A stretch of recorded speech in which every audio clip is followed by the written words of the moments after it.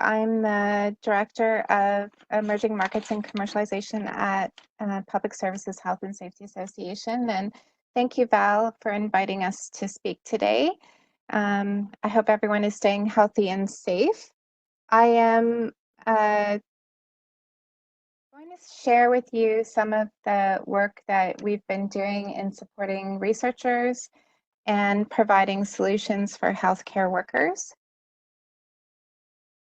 So PSHSA is focused on ensuring that workplaces are able to create safe environments, which is about focusing prevention efforts on the environment in which workers work, as well as supporting workers in being healthy workers. And so that's a holistic health and well-being focus related to prevention of injuries and illnesses. PSHSA enjoys working with our research partners in helping to transfer knowledge and bring evidence-based solutions to the market. And this involves us working with stakeholders, unions, employers, workers, as well as researchers to take the evidence that is found through research to the market in a practical solution kind of way. And the work that Sandra just spoke about is an example of that. So some of the research projects we've been part of recently to support mental health across the public sector include the development of the CSA Psychological Health and Safety Standard for paramedic organizations. Lots of work with Sandra around Beyond Silence. So there's a website where you can access a number of resources, including her research findings, the app, information about the training. Many of our PSHSA consultants help deliver the champion training as part of a recent research project that we just completed, delivering to small, rural, and remote healthcare organizations across Ontario. And then there's the app. Sandra mentioned that we're now sort of taking the framework of Beyond Silence and co-designing with first responders an adaptation of the Beyond Silence app. And we're also doing some research with Homewood Research Institute around goal management training. This is specific to public safety sector and work around PTSD. So if you're looking for the Beyond Silence app, you can access it from the website. Sandra also gave her email and the Beyond Silence email from McMaster. But if you go to beyondsilence.ca, there's a tab for the app, and it'll give you a good summary of the information, and you can actually access the app there to download it. So now I'm going to share some additional work that we've done with the healthcare sector. This work was started in January of last year to create a mental health resource site. So Public Services Health and Safety Association in about 2016 developed a number of resources for the public safety sector. And now we are trying to support the healthcare sector. And we did a survey, which I'm going to share some of the results. But here's the list of the stakeholders that have been involved in that project, in addition to a number of PSHSA's consultants. So the Ontario Nurses Association, OPSU, Registered Nurses Association, Registered Practical Nurses Association, Nurse Practitioners Association, and then a number of employer and other groups. So CAMH, Ontario Shores, Baycrest, Waypoint Centre, St. Elizabeth Health Care, Hamilton Health Sciences, Salt Area Hospital, Sick Kids, Homewood Research Institute, Miriam Baton, Gowan Health, and Memorial University. So this group of stakeholders helped us design a survey which went out to workers and was closed last January, so it's over a year. The data is a little older, but it helped us identify areas of focus for our solutions. So we asked workers to describe their current state with regards to addressing mental health, specifically operational stress injuries or PTSD in the workplace. And the workers, 48% of them felt that nothing was in place. 35% felt that their organization was in an early stage of developing sort of prevention plan or practice. 13% felt that something was in place and that their organization was moving from a reactive state to a proactive state.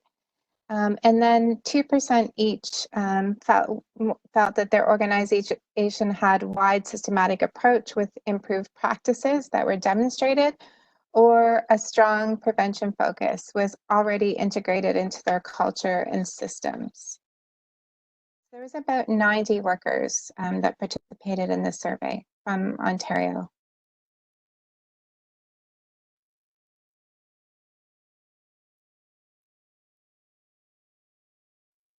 We asked them to where they felt their employer was currently focusing their prevention efforts. So if they had prevention in place, what was the level of prevention they were focused on? And you can see the definitions that we provided the workers of each of the levels of prevention. So primary prevention is, changing culture and climate into your work organization, and it's dealing with workload demands and structure. And 18% of the workers felt that their employers were focused there. 30% felt that their employer was focused at secondary prevention, which was increasing awareness or mental health first aid training, or providing early treatment to minimize chances of permanent disability, and maybe conducting some employee surveys to understand how people were feeling or their current mental state. But 52% of the workers felt that their employers were focused on tertiary prevention, like providing EAP programs or just dealing with workplace insurance claims and return to work.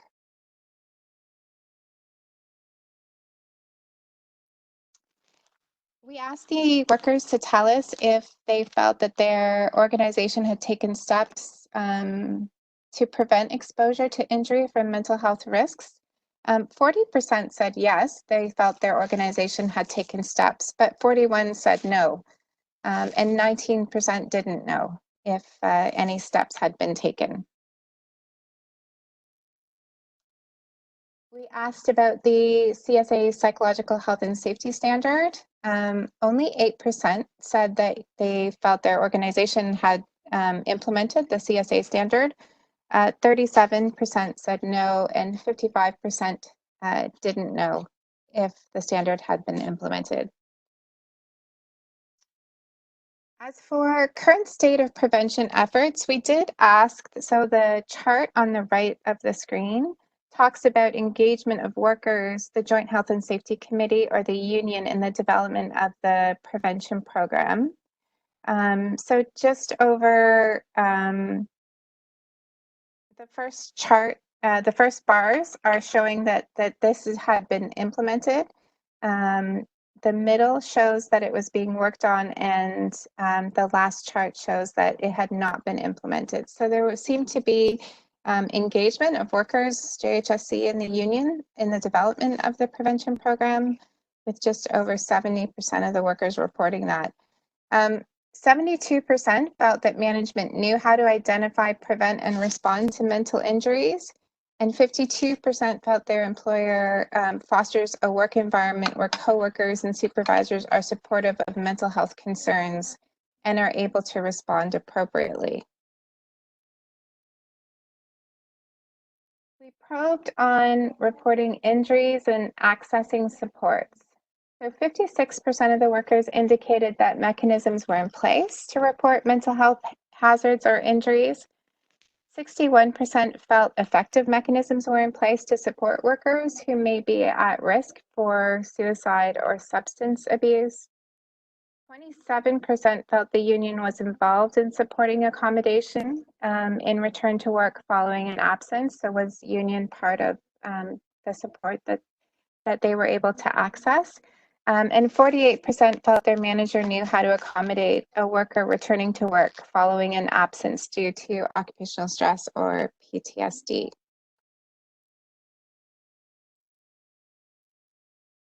And then we had a series of questions where we were trying to understand how comfortable people felt about talking about mental injury or illness exposures and hazards in the workplace. 64% stated that staff could talk openly. They felt staff could talk openly about self-care. 52% said they felt safe talking to coworkers about their mental injury and illness exposures, and 60% stated they felt safe talking to their supervisor.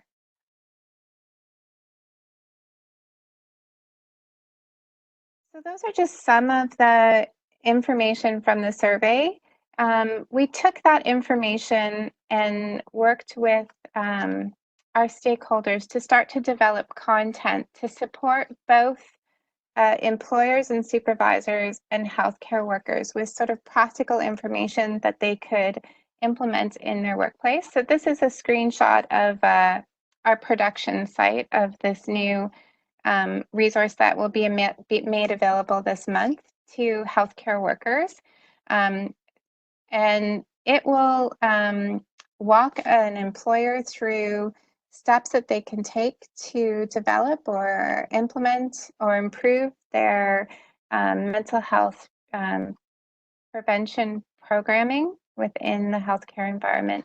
And it also, this is different than the website we created for public safety, where everything was grouped together. In the healthcare site, we have a specific area for healthcare workers where they can access information that's written specifically for them. So it's sort of separated out. And you can also access news or recent research that has happened in this area. So this is one of the sites or one of the resources that PSSA makes available for free to workers and employers in Ontario.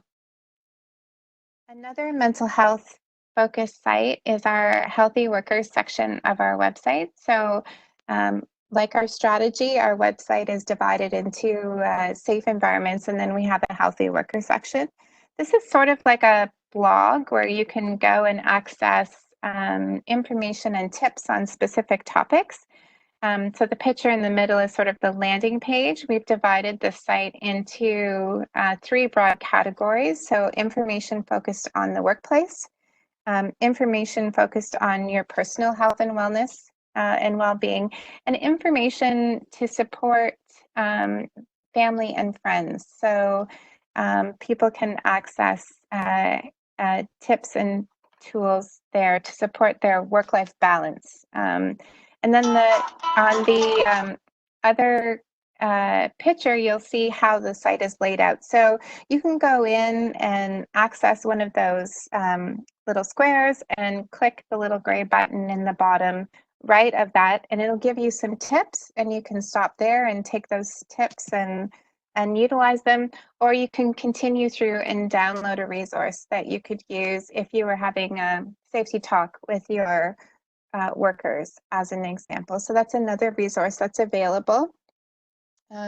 for employers and workers from PSHSA. And then Sandra mentioned this in her presentation just quickly, but we are providing supports for employers and workers to assist with prevention during COVID-19. This can be accessed by going to our website and either putting COVID-19 in the search or going to the emerging issues section. You'll find a link to a page. On this page, you'll find job guidance for employers and workers, as well as donning and doffing posters and checklists. There's information about maintaining an effective JHSC during emergency situations. We have links to public health and Ontario Health, as well as a video blog series by Dr. Bill Howitt. So you can go to the PSHSA website and download that information as well.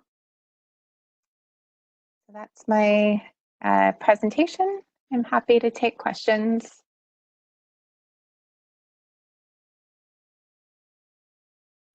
Turn my mic on. Thanks a lot, Kim. That's a lot of stuff for people to go and digest and link to from your website.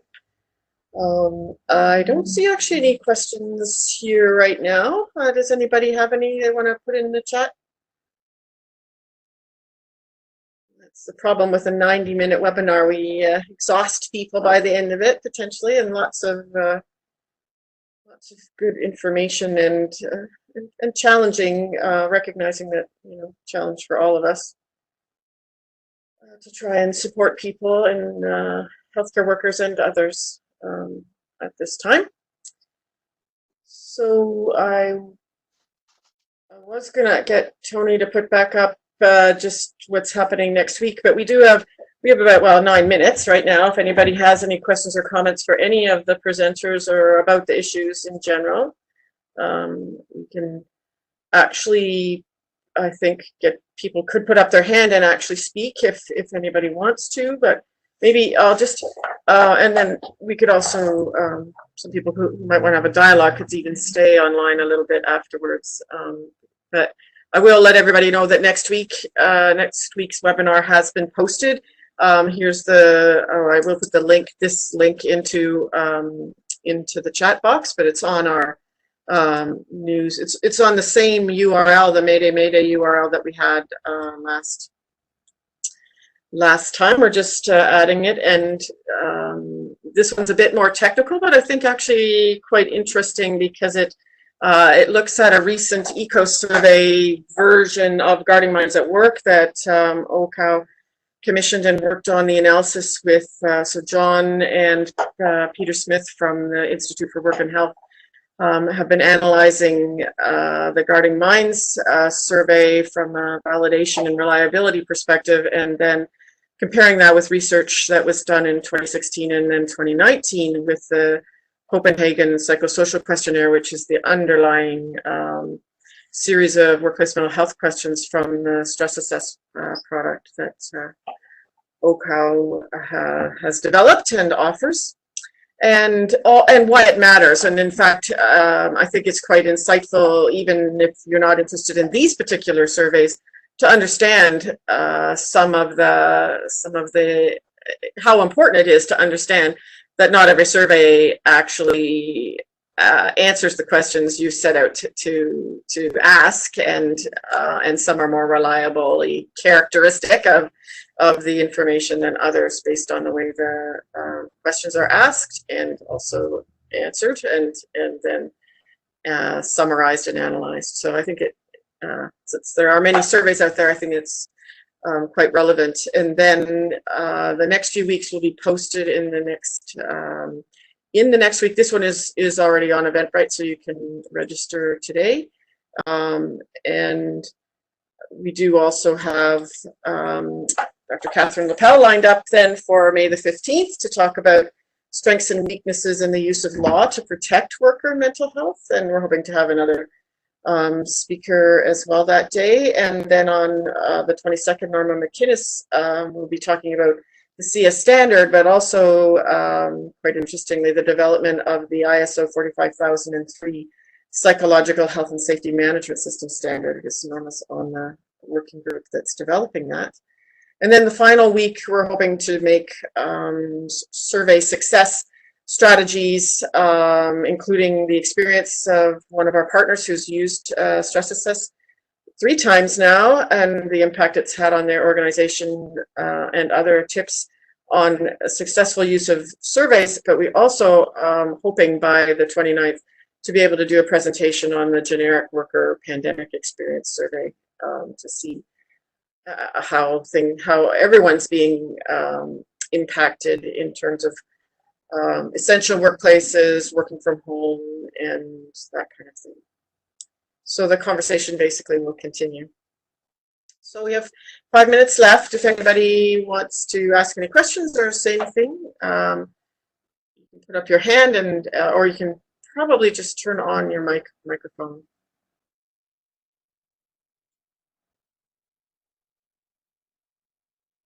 Thank you, Hannah, joining us from